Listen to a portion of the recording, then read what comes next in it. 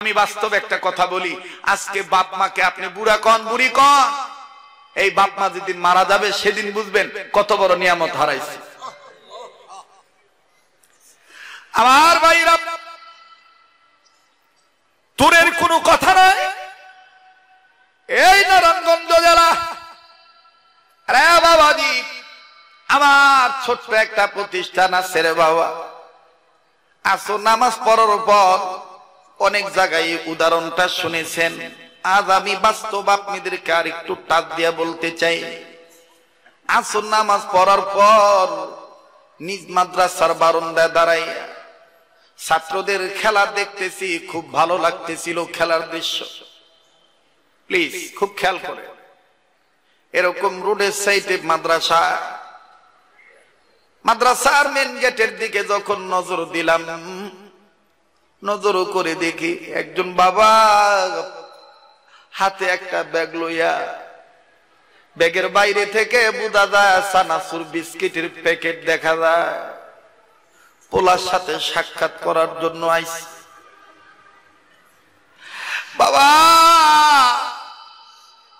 অনুমতিবিহীন মাদ্রাসায় ঢুকতে পারে না,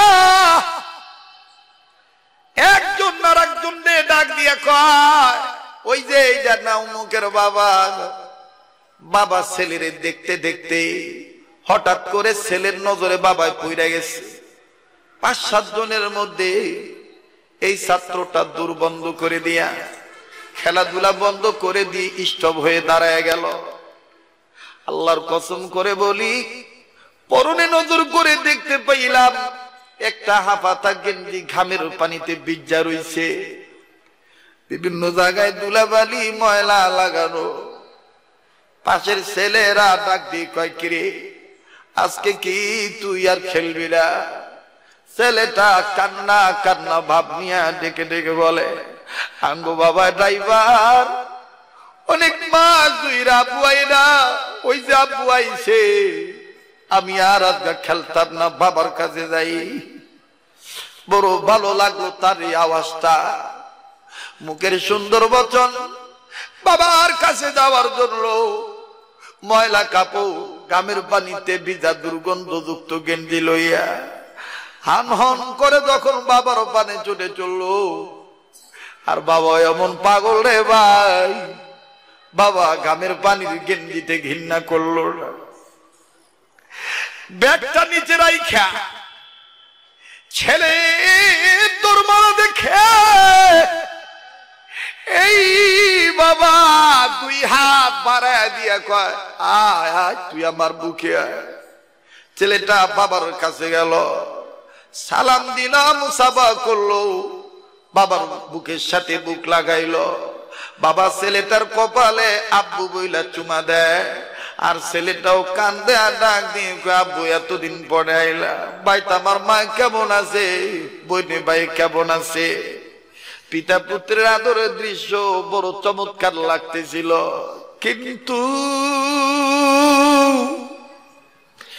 আল্লাহর কসম করে বলি, আমি যেখানে দাঁড়ায় দাঁড়ায় দেখতেছি, ঠিক ওখান থেকে কয়েক গজ দূরে আর একটা ছাত্র, আমার বাইরে 11-12 বছর বয়স হবে, আমার জানা আছিল না যে এই পোলাটার বাপ নাই।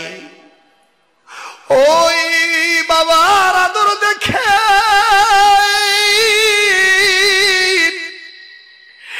এই এতিম ছেলেটা চোখের পানি ঝর্ণার মতন সেরে সেরে কান্দে, আর নিজেরে নিজে বলে, আঙ্গো বাবাও ছিল, আমার আব্বাও তোমার আব্বার মতো নেই ভাবে চানাচুর বিস্কিটের প্যাকেট নিয়ে আইতো।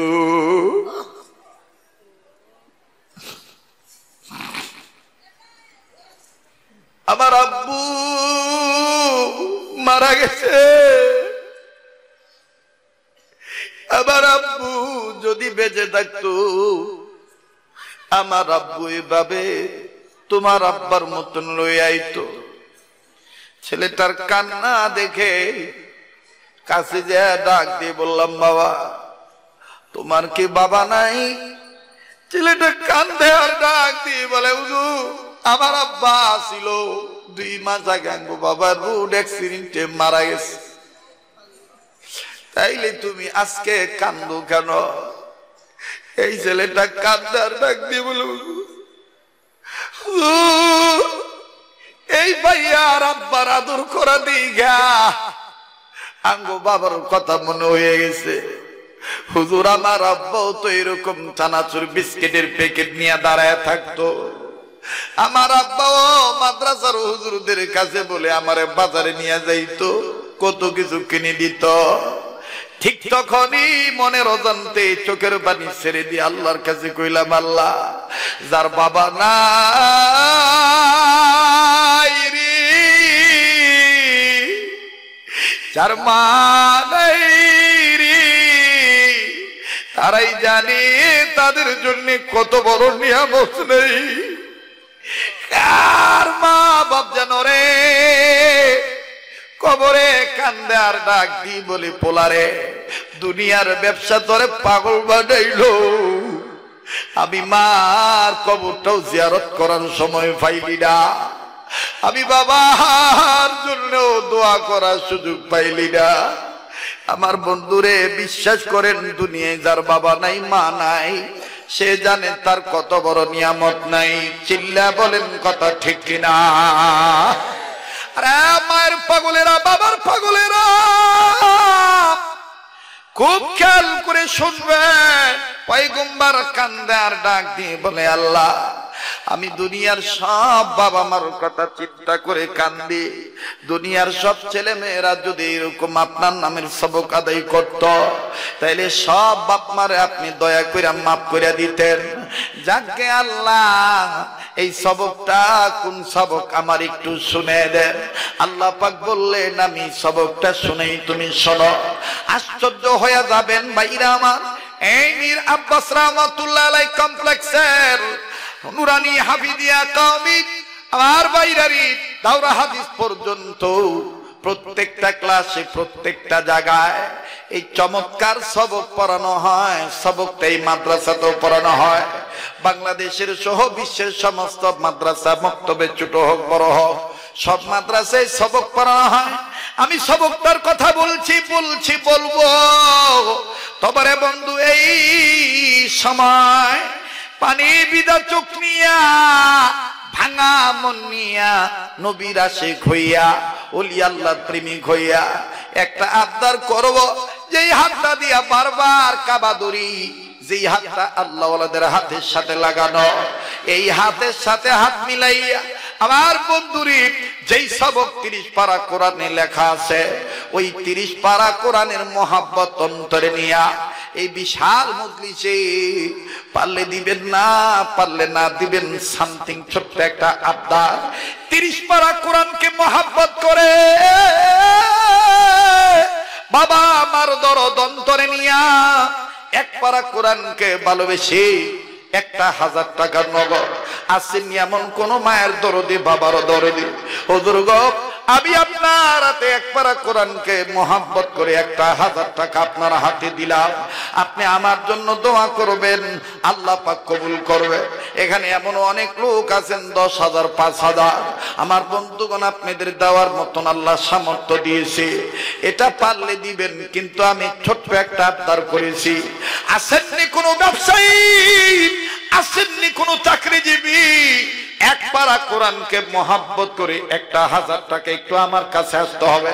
আয়েন না ভাইয়া, এই পাগলের হাতে টাকা দিলে ঠকবেন না, একটা নিয়ত করে দিবেন। প্লিজ বাজান, কেউ এখন চলে যাবেন না। এখন উঠলে নবী কষ্ট পাবে, ওলি আল্লাহর সাথে আদবের খেলাপ হবে। একটা নিয়ত করে 1000 টাকা 30 পারা কোরআনকে মোহাব্বত করে দিবেন। বন্ধ খোদারে, তোমার একজন গোলাম মার দরদি, বাবার দরদি হইয়া, আয় আল্লাহ আমার ভক্ত একজন যুবক বন্ধু 1000, আরেক ভাই 2000, আল্লাহ তুমি কবুল করো। আল্লাহ আয় আল্লাহ 4 নম্বর পারাকে মোহাব্বত করে আপনার আরেকজন বান্দা